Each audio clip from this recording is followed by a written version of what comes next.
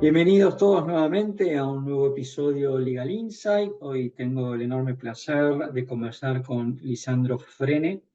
Lisandro es socio de la firma Richards Cardinal Tutzler Zavala Sefferer, firma líder en Argentina, ranqueada por Chambers and Partners como una de las firmas más destacadas del país.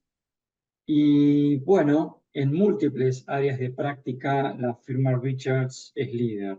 ¿Cómo andás, Lisandro? ¿Bien? ¿Qué tal, Augusto? Mil gracias por esta entrevista, esta oportunidad, y un gusto para mí volver a hablar con vos, especialmente sobre estos temas que, además de ser el objeto de mi trabajo, me apasionan.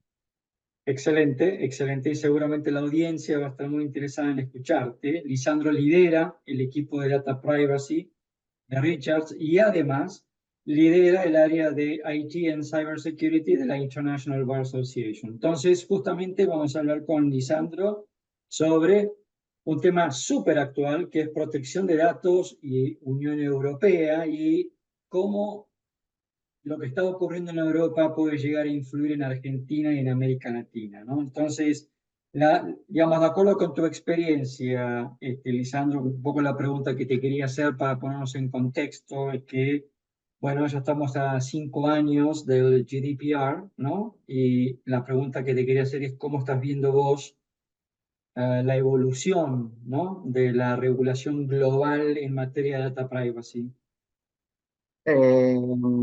Muy bien, muy saludable, me parece una pregunta excelente como puntapié, para tener una base de lo que es inteligencia artificial y demás, porque realmente la regulación de datos personales es una base al respecto, y GDPR eh, fue una piedra fundacional. Si bien había antes regulaciones, GDPR son las iniciales, ¿no?, del Reglamento Europeo de Protección de Datos Personales, es como la Biblia de Data Privacy y Ok. continúa creciendo en influencia y ramificándose en aspectos e industrias específicas, eh, en paralelo, aunque corriendo de atrás, con el avance tecnológico. Ok. Eh, Cuando se sancionó, había algo más de 30 países con leyes de data privacy. Hoy hay más de 130 países que tienen Ajá. regulación al respecto. Ok. Algunos más complejas que otras y específicas, como te decía, para distintos supuestos, distintas industrias.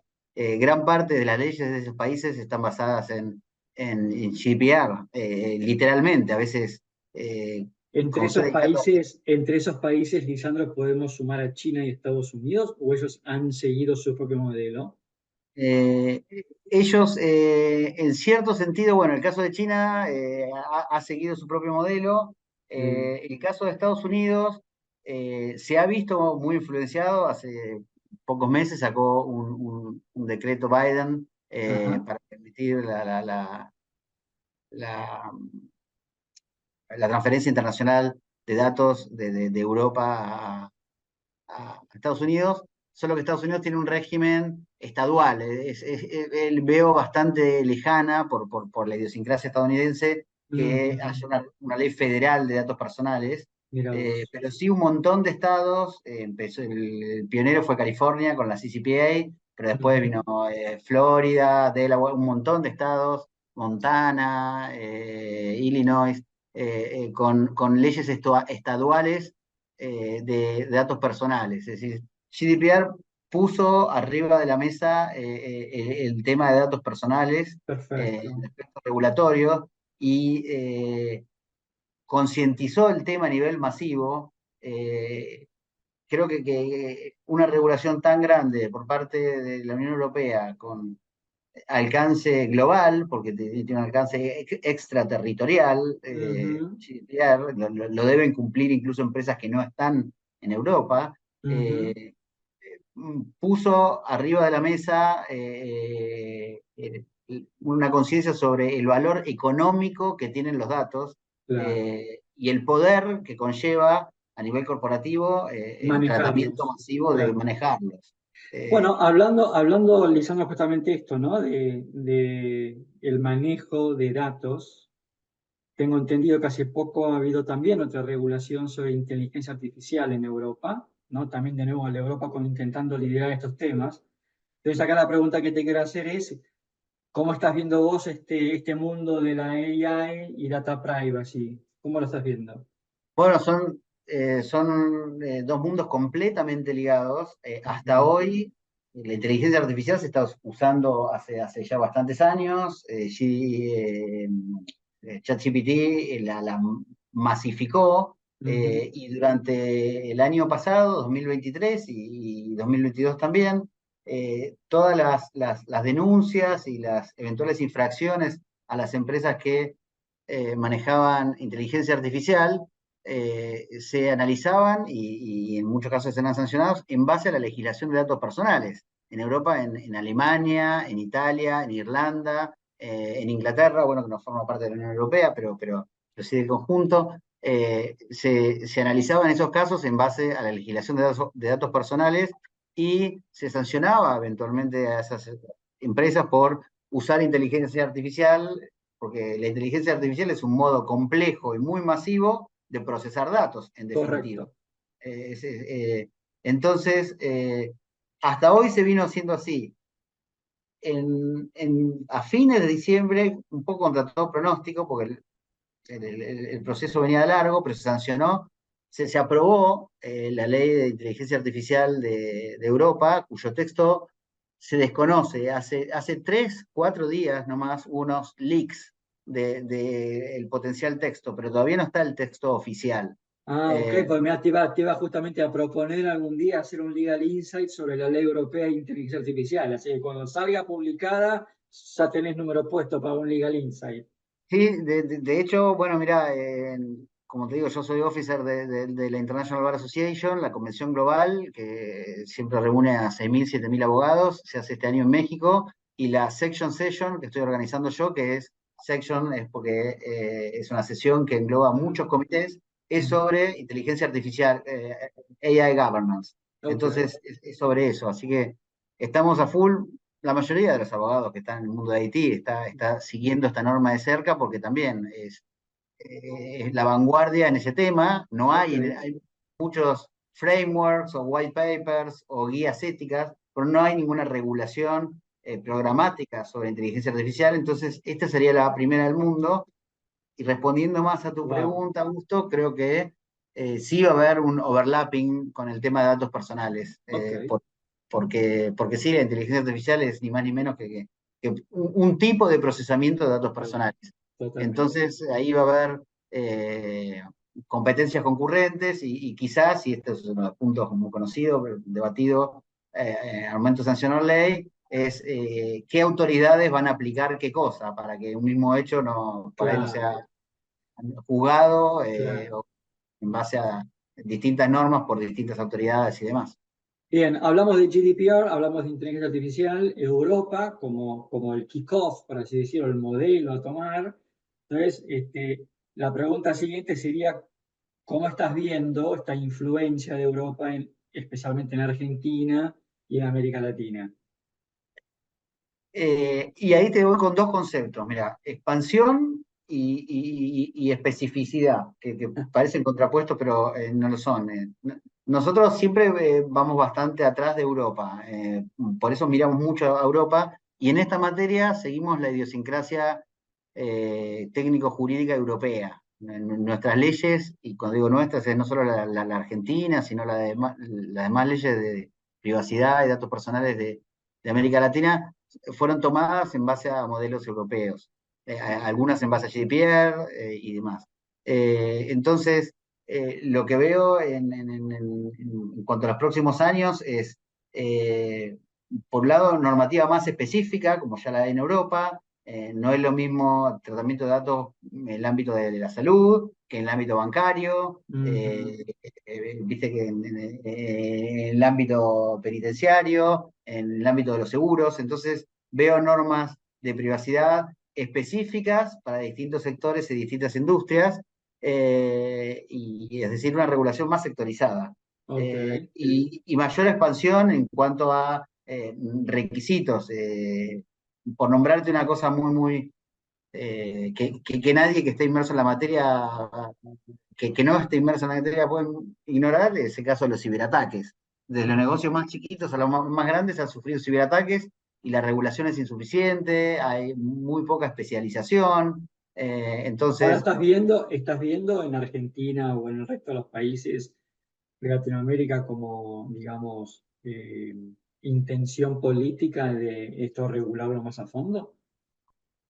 Eh, poca, en Argentina por lo Ujú, menos, poca, ujú. en Brasil, en algunos países difiere, en Brasil sí, hay bastante más, hay guías de las autoridades, en Brasil por ahora, justo estamos ahora en un cambio de gobierno, pero poca, es el mercado un poco el que se está encargando de hacer esa regulación que el gobierno no hace, porque los Ok. proyectos están en seminarios y no caminan, pero Mm, entre las empresas, si ciertos proveedores de cierta envergadura no cumplen no solo con ley argentina, sino que por ahí con GDPR, no los contratan. claro. El Banco Central en Argentina está sacando cada vez más normas, una por mes, te diría, sobre requisitos técnicos operativos de ciberseguridad de datos.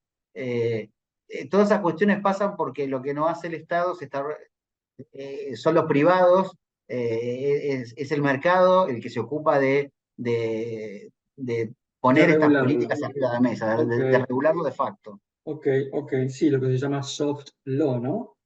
Este, recién hablas, Lisandro, de justamente Banco Central, recién mencionabas salud, seguros. ¿Qué sectores estás viendo hoy como que están mucho más expuestos a todo esto? Bueno, frase común es el derecho de datos común, pero real, es por definición transversal a todas las áreas e industrias del derecho.